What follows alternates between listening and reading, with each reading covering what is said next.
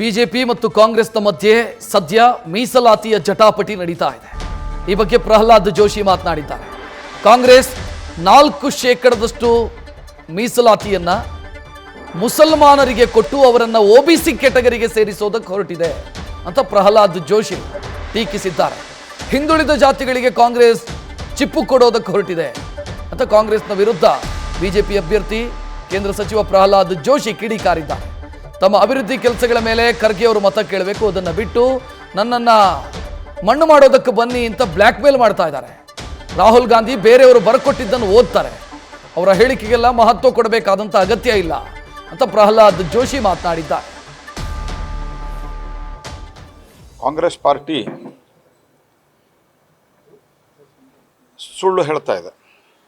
ಅತ್ಯಂತ ಸ್ಪಷ್ಟವಾಗಿ 4% ಮುಸಲ್ಮಾನರನ್ನ OBC ಕೋಟಾದಡಿಯಲ್ಲಿ ಸೇರಿಸಬೇಕು ಅಂತ ಹೇಳಿದ್ದಾರೆ.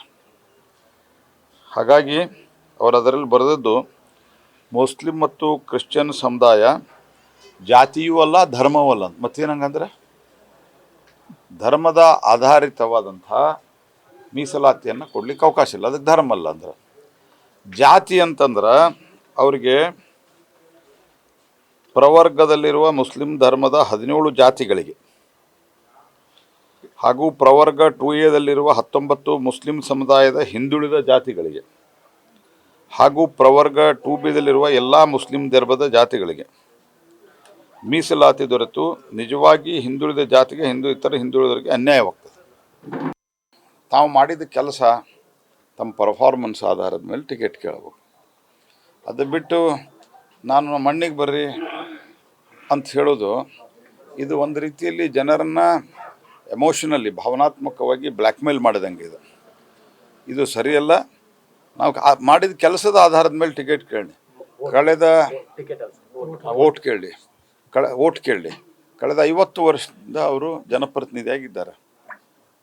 50 ವರ್ಷದಲ್ಲಿ ಹೆಚ್ಚು ಕಡಿಮೆ 10 ವರ್ಷ ಬಿಟ್ಟರೆ ಅವರು ಪೊಸಿಷನ್ದಾಗರ ಇದ್ದಾರೆ, ಅಪೋಸಿಷನ್ದಾಗೂ ಪೊಸಿಷನ್ದಾಗಿದ್ದಾರೆ. ಪೊಸಿಷನ್ ಅಂದರೆ ವಿರೋಧ ಪಕ್ಷದ ನಾಯಕ ಇದ್ದಾರೆ. ಇಷ್ಟೆಲ್ಲ ಇದ್ದು ಇಡೀ ಆ ಭಾಗ ಹಿಂದುಳಿದಿದೆ ಅಂದರೆ ಯಾರ ಜವಾಬ್ದಾರಿ? ಇದಕ್ಕೆ ಹೈಯೆಸ್ಟ್ ಬಜೆಟ್ರಿ ಅಲೋಕೇಶನ್ನು ಆ ಎಲ್ಲ ಭಾಗಗಳಿಗೆ ಕೊಟ್ಟಿದ್ದೀವಿ. ನಾನು ಹೇಳೋದು ಇದರ ಅರ್ಥ ಕಾಂಗ್ರೆಸ್ ಪಾರ್ಟಿ ಅಲ್ಲಿ ಅಭಿವೃದ್ಧಿ ಮಾಡಿಲ್ಲ, ಖರ್ಗೆ ಅವರು ಅಭಿವೃದ್ಧಿ ಮಾಡಿಲ್ಲ. ಅದಕ್ಕೆ ಈ ಒಂದು ಭಾವನಾತ್ಮಕ ದಾಳವನ್ನು ಬಳಸ್ತಾ ಇದ್ದಾರೆ. ಆದರೆ ಜನ ಇದಕ್ಕೆ ಮರಳಾಗೋದಿಲ್ಲ. ರಾಹುಲ್ ಗಾಂಧಿ ಏನು ಹೇಳ್ತಾರೆ ಅದಕ್ಕೆ ಏನು ಮಹತ್ವ ಕೊಡಬೇಕಾಗಿಲ್ಲ. ಯಾಕಂದರೆ ಇಲ್ಲಿ ಅಲ್ಲವೇ ಬೇರೆ ಕಡೆ ಹೋದಾಗ ಸ್ಯಾಮ್ ಪಿತ್ರೋಡ ಬರೆದು ಕೊಡ್ತಾರೆ. ಅದರಿಂದ ಇವತ್ತು ನಾವು ಹಂಗೆ ಹೇಳಿಲ್ಲ ಅಂತ ಹೇಳ್ಕೊಂಡು ಜನರ ದಾರಿ ತಪ್ಪಿಸ್ತಾ ಇದ್ದಾರೆ. ಇಲ್ಲೇ ಸಿದ್ದರಾಮಯ್ಯ DK ಶಿವಕುಮಾರ್ ಬರೆದು ಕೊಡ್ತಾರೆ. ಅದನ್ನು ಹೇಳ್ಯಾರ ಅವರು. ನಾನು ಹಲವಾರು ಬಾರಿ ಫಿಗರನ್ನು ಹೇಳಿದ್ದೇನೆ. ನಮ್ಮ 10 ವರ್ಷದಲ್ಲಿ ಟ್ಯಾಕ್ಸ್ ಡೆವಲ್ಯೂಷನ್ 60,000ದಿಂದ 2,93,000 ಕೋಟಿಗೆ ಹೋಗಿದೆ. ಮತ್ತು ಗ್ರ್ಯಾಂಟಿನ್ ಏಡು 40,000ದಿಂದ 2,50,000ಕ್ಕಿಂತ ಜಾಸ್ತಿ ಆಗಿದೆ. ಯಾರದು ಜಾಸ್ತಿ ಅಂತ ಒಮ್ಮೆ ಹೇಳಲ್ಲ, ಜನನೂ ಡಿಸೈಡ್ ಮಾಡಲಿ. ಮತ್ತು ಇದು ಒಂದು. ಎರಡನೇದ್ದು, ನಮ್ಮ ತೆರಿಗೆ ನಮ್ಮ ಹಕ್ಕು ಅಂತಂದ್ರೆ ಬೆಂಗಳೂರಿನಾಗ ಹೈಯೆಸ್ಟ್ ಟ್ಯಾಕ್ಸ್ ಕಲೆಕ್ಷನ್ ಆಗ್ತದೆ. ಎಲ್ಲ ಬೆಂಗಳೂರಿಗೆ ಬೇಕಂದ್ರೆ ಇಡೀ ರಾಜ್ಯ ಸೇರಿ ಬೆಂಗಳೂರು ಆಗ್ಯದ. ಹಾಗಾಗಿ ಆ ರೀತಿ ಬೆಂಗಳೂರಿನವ್ರು ಎಂದೂ ಕೇಳಿಲ್ಲ.